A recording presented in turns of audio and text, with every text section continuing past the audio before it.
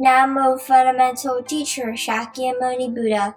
Namo Fundamental Teacher Shakyamuni Buddha. Namo Fundamental Teacher Shakyamuni Buddha. Today I'm reading Great Women Disciples of the Buddha, Visakha. The author is Helmuth Hecker. This is part 1. The Buddha's Chief Patroness.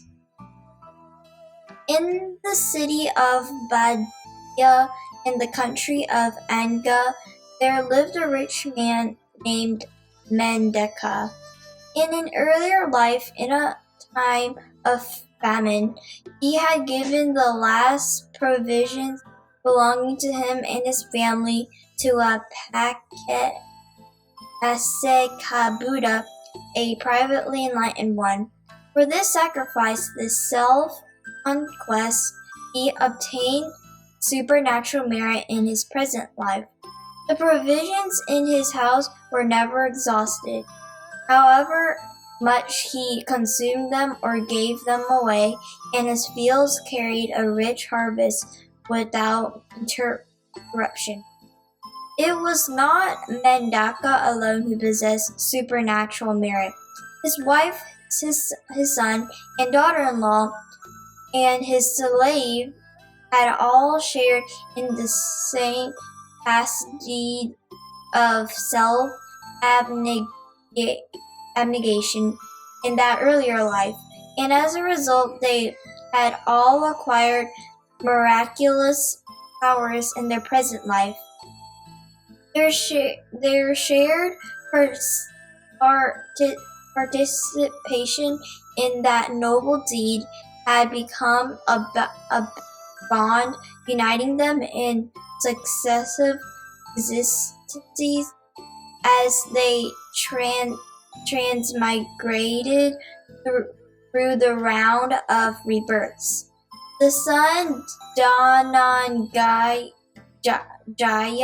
and his wife Samana Devi had a young daughter named Visakha, who was also a repository of past merits. In a previous life, 100,000 eons earlier, she had formed the aspiration at the feet of the Buddha Padumuttara to become the chief patroness of a Buddha and his Sangha. To fulfill his goal, she had performed virtuous deeds under many previous Buddhas, accumulating the spiritual perfections required of a great disciple. Now that merit had matured and was about to yield its fruit. One day, when Visakha was 7 years of age, the Buddha arrived in the city of Badia, accompanied by a great retinue of monks. When Mendaka heard that the awakened one had come, he sent for his beloved granddaughter and said to her, "Dear girl, this is a happy day for us, for the teacher has arrived in our own city. Summon all your maidservants and go out to meet him." Visakha did as she was told. She approached the blessed one, paid homage to him, and stood to one side. The Buddha then taught the Dhamma to her and her entourage, and at the end of the discourse, Visakha and all 500 maidservants were established in the fruit stream of entry. Mendaka too listened to the Dhamma, along with his wife, his son, and daughter-in-law, and his slave, and all attained to stream entry. At that time, the country of Anga belonged to the kingdom of Magadha, which was ruled by the devout King Bimbisara.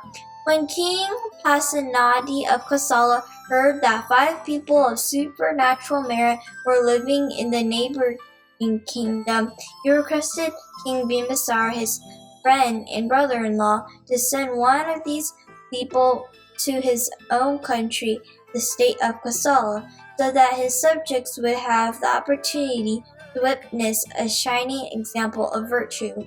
Thus, Mandaka's son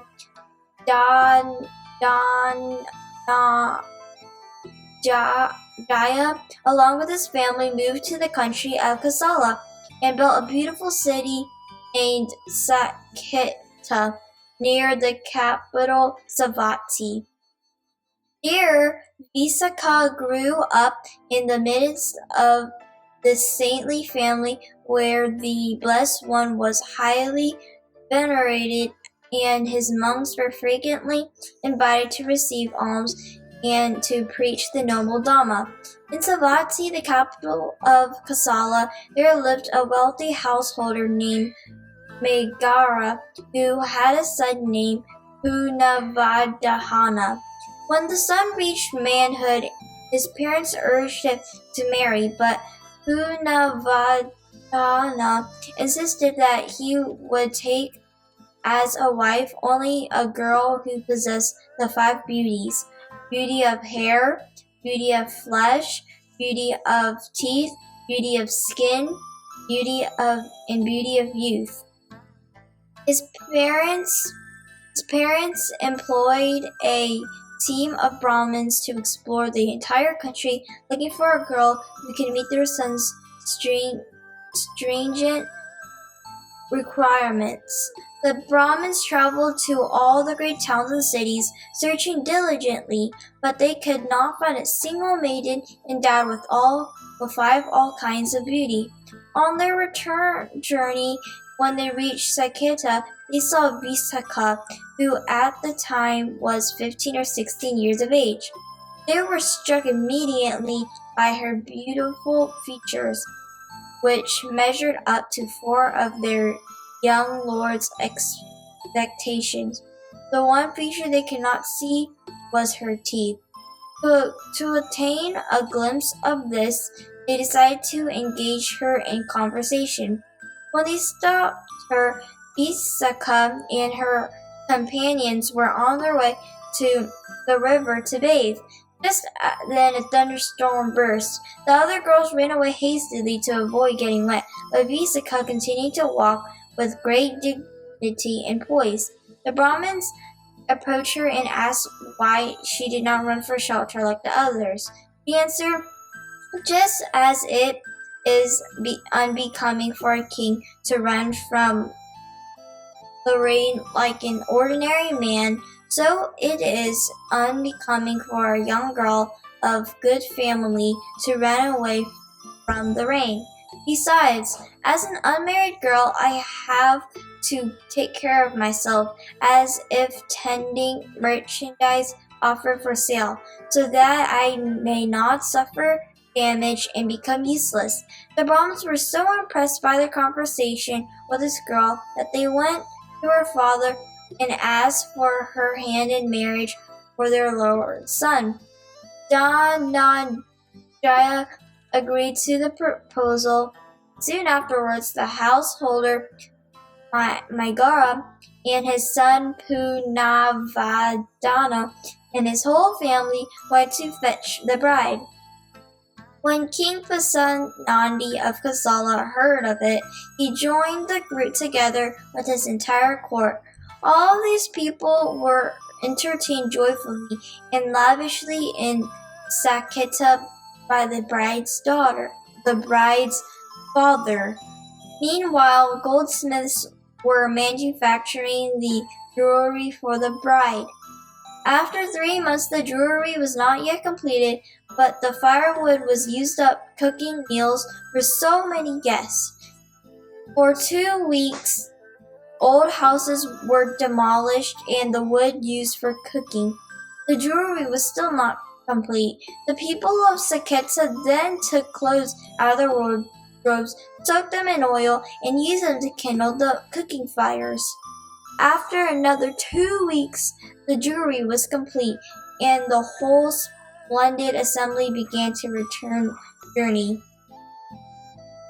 Dhananjaya gave to his daughter as a dowry many hundreds of carts laden with silk, gold, silver, and servant girls. He also gave her a herd of cattle so large that all the roads in the city were choked. When these cattle left the stables, the remaining cows also tore their roads and joined the traveling herd.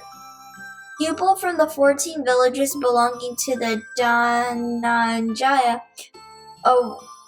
wanted to follow Visakha to her new home, so much was she liked everywhere. Such abundant wealth and such a large retinue Visakha had attained through acts of merit in many earlier lives, since she had already served the Buddha Padumuttara countless eons ago. When Visakha took leave of her father, he gave her 10 maxims of the advice in metaphorical forms and admonished her always to keep the virtue of generosity in high regard. He also appointed 8 confidential advisors to examine carefully any complaint that might be raised against his daughter. The 10 maxims her father gave her are as follows. 1. Do not carry outside the indoor fire. 2. Do not take inside the outdoor fire. 3. Give only to those that give. 4. Do not give to those that do not give. 5. Give both to those that give and do not give. 6. Sit happily.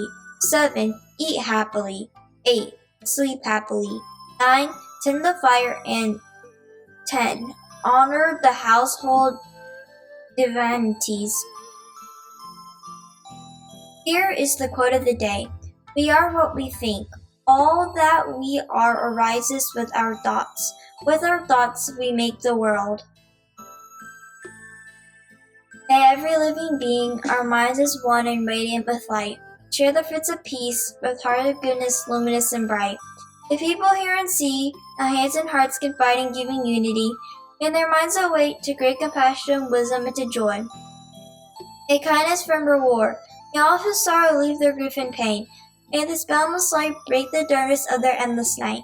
Because our hearts are one, this world of pain turns into paradise. May all become compassionate and wise. May all become compassionate and wise. Namo Fundamental Teacher Shakyamuni Buddha.